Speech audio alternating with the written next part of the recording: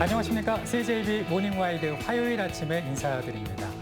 대한민국 헌법 1조 아마 다 알고 계실 텐데요. 대한민국은 민주공화국이고 주권은 국민에게 있고 모든 권력은 국민에게서 나온다고 명시하고 있습니다. 네, 오늘은 우리나라가 진정한 민주주의 국가로 거듭나는 신호탄을 쏘아 올린 날이라고 할 수 있는데요. 바로 5.18 민주화 운동을 기념하는 날입니다.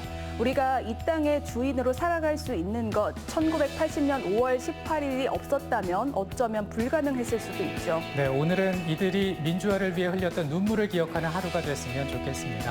화요일 아침 모닝와이드 뉴스로 시작합니다. 지난 12일 발생한 청주 여중생 2명의 투신 사건과 관련해 철저한 진상규명과 가해자 처벌을 요구하는 목소리가 커지고 있습니다. 피해 조사 과정에서 아쉬웠던 부분도 지적되고 있는 가운데 엄중 수사를 촉구하는 청와대 국민청원에는 벌써 3만 명 넘게 도닝했습니다. 진기훈 기자입니다. 검찰은 사죄하고 가해자를 구속 수사하여 엄벌하라. 지난 12일 청주의 한 아파트에서 여중생 A양과 B양이 투신해 숨진 사건과 관련해 충북교육연대 등 3개 단체는 이번 사건을 사회 시스템의 허점으로 인한 사회적 타살이라고 규정했습니다. 경찰이 3차례나 신청한 구속영장과 체포영장을 검찰이 반려한 점, 가해자 신병 확보가 법률적으로 어려웠다면 최소한 가해자와 피해자를 분리시켰어야 했는데 이런 보호 시스템은 작동하지 않았고 그 결과 여중생들의 고통이 가중됐을 거라는 주장입니다. 가해자와 피해자를 분리 조치하고 지원했더라면 피해자들의 죽음을 막을 수 있었을 것이다. 가해자와 분리되지 못하는 환경과 조사 진행 과정 속에서 공포와 불안감을 느꼈을 것이다. 피해자 조사 과정에도 짚어볼 부분이 있습니다. 지자체 조사에서 의붓딸 A양이 학대 의혹을 부인해 그 후 보호 절차가 진행되지 않았고 아동보호 전문기관 역시 A양을 만나보지 못했다는 겁니다. 하지만 극심한 정신적 고통에 처한 여중생의 심리적 혼란을 충분히 고려했어야 했다는 아쉬움이 남습니다. 먼저 신고 접수 받았을 당시부터 행위자에 대한 조치를 우선으로 선행을 했었더라면 아이도 조금은 안심을 하고 조사에 응했다거나 아니면 분리에 대한 부분도 의사를 표현했다거나 하지 않았었을까. 경찰은 조만간 A양의 계부에 대해 구속영장을 재신청할 방침이지만 성범죄와 학대 피해 의혹을 받는 여중생 2명이 모두 숨져 수사에 난항이 예상됩니다. 이런 가운데 이번 사건을 엄중 수사해달라는 청와대 국민청원에는 벌써 3만 명 넘게 동의한 상태입니다. CJB 진기훈입니다. 청주도심을 통과하는 충청권 광역철도를 관철시키기 위한 두 번째 정책 토론회가 열렸습니다. 시민들의 동참이 무엇보다 중요한 시점인 만큼 시민이 체감할 수 있는 미래 비전과 설득 논리를 강화해야 한다는 목소리가 높았습니다. 안정은 기자의 보도입니다. 최종적으로 반영되기를. 청주시 도시재생 허브센터에서 열린 2차 정책 토론회에서는 시민들의 참여를 높이기 위한 고민이 이어졌습니다. 시민들이 기존 도로교통망에서 편리함을 느끼고 있기 때문에 철도망 구축에 대한 욕구가 낮다는 겁니다. 현재보다는 친환경 교통망 등 미래 발전상을 제시해 시민들을 설득하는 게 중요하다고 말합니다. 대중교통 활성화, 청주시 미래 비전 또 광역 청주시로서의 미래 비전을 설명하지 않으면 청주 시민들의 공감을 얻어내기가 어렵지 않겠냐라는. 청주도심 통과 노선에 대한 홍보가 잘못됐다는 지적도 나왔습니다. 충북이 제안하는 노선이 타 지역 입장에선 비효율적으로 보일 수 있는 만큼 청주도심을 충청권 메가시티의 핵심 연결고리로 강조해야 한다는 겁니다. 일반 국민이 보면은 굉장히 지역 이주같이 보여요. 저 그림을 보면 똑바로 가지 왜 이렇게 가냐 둘러가냐 이렇게 보이게 그림을 그려놨어요. 또 청주도심 통과 노선에 대해 지역 단체 간 서로 다른 의견을 펼치는 것은 시민 역량 결집을 저해하는 요소라고 꼬집기도 했습니다. 그 시민들을 이끌어내야 되는 그 주체로서의 우리들부터도 정말 그 개념적인 것들을 새롭게 좀 다지고 정립해야 되는 그러한 그 과정도 분명히 필요하겠다. 6월 말 제4차 국가철도망 구축계획의 확정까지 한 달여 남은 시점에서 도민의 공감과 참여가 절실한 시점입니다. CJB 안정은입니다. 더불어민주당 송영길 대표가 문재인 대통령에게 4차 국가철도망 계획의 청주도심 통과 노선을 반영해달라고 공식 요청했습니다. 이시종 지사는 박병석 국회의장을 만나 지원을 요청하는 등 막판 총력전을 이어갔습니다. 고준혜 기자입니다. 지난 금요일 청와대에서 열린 더불어민주당 지도부 초청 간담회입니다.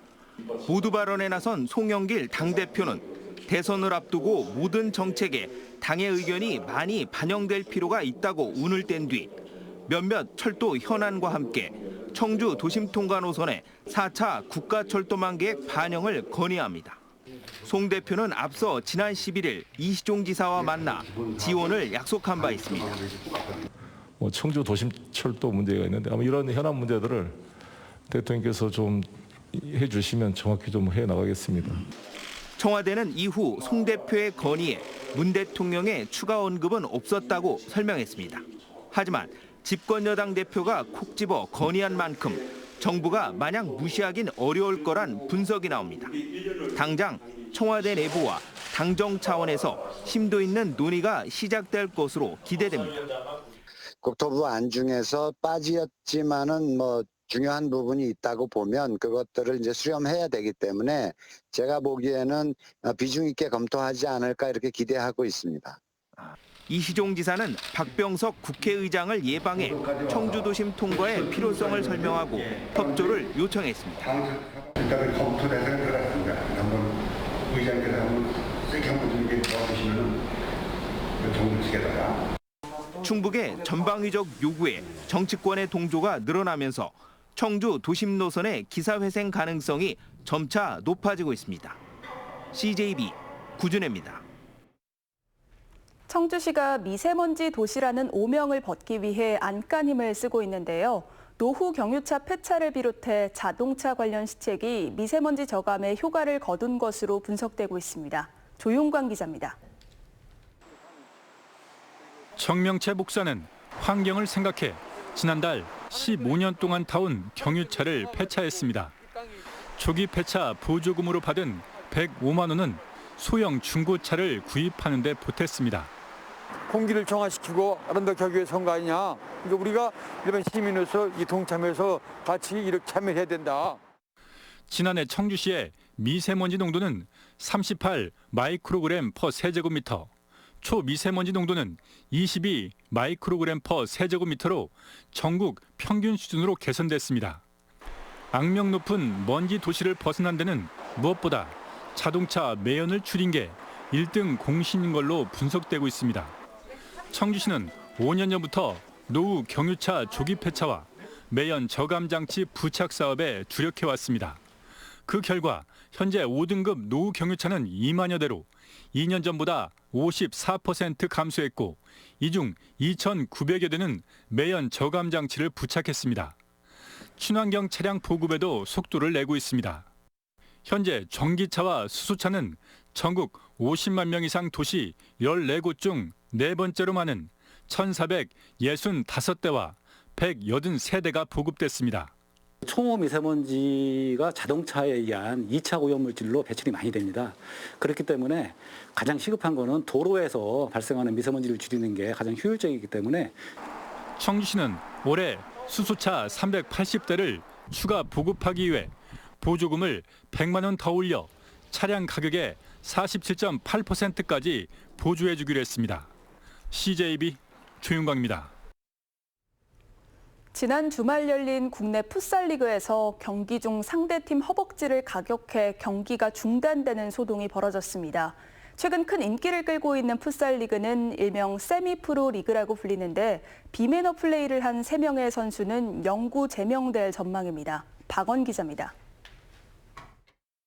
지난 15일 열린 2020-2021 풋살리그 제천FS와 고양불스의 승강 플레이오프전입니다. 형광색 유니폼을 입은 제천 FS 선수가 파란색 유니폼을 착용한 고양 선수의 허벅지를 가격합니다. 고양 선수는 충격에 경기장 밖으로 밀려나가고 같은 팀 선수들이 항의하자 제천 선수들이 달려듭니다. 주심이 즉각 퇴장 명령을 내렸지만 선수들의 흥분은 가라앉지 않았고 경기는 8분 동안이나 중단됐습니다. 퇴장당한 선수가 상대 선수의 손을 밟는 장면도 포착됐습니다. 이런 모습은 인터넷에서 실시간으로 중계됐고 네티즌들은 과격한 행동에 실망감을 감추지 못했습니다. 결과는 제천 FS의 7대4 패배. 논란이 일자 제천 FS 소속 해당 선수 3명은 자필 사과문을 작성해 페이스북에 게재했습니다. 또 고양 측과 한국풋살연맹에도 공식 사과문을 보냈습니다. 현재 제천 FS는 3명의 선수에 대해 조만간 징계위원회를 열 계획이라고 밝혔습니다. 연맹에서 아직 공정위원회가 열리지 않았는데 조만간 열릴 것 같아요. 추가 징계를 주실 것 같고 저희 자체적으로서도 아직 위원회 열리지 않았지만 영구제명하는 걸로. 최근 큰 인기를 끌며 실시간 중계된 풋살 리그에서 스포츠맨십이 실종된 모습을 보이며 큰 아쉬움을 남기고 있습니다. CJB 박원입니다.